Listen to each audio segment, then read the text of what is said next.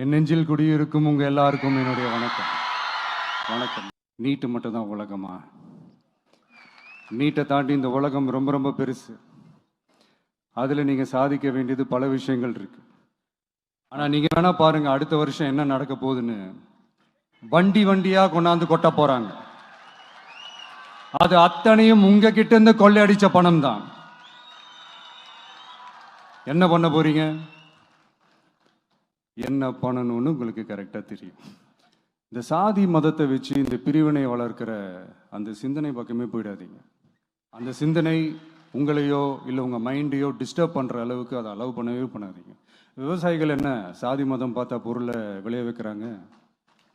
எப்படி இந்த போதை பொருட்களை எப்படி நம்ம அறவே ஒதுக்கி வைக்கிறோமோ அதே மாதிரி இந்த சாதி மதத்தையும் ரொம்ப ஸ்ட்ரிக்டா தூரமா, எவ்வளோக்கு எவ்வளோ தூரமா அதை ஒதுக்கி வைக்கிறீங்களோ அவ்வளோக்கு அவ்வளோ அதை தூரமா ஒதுக்கி வச்சிருங்க. அதுதான் எல்லாருக்குமே நல்லது.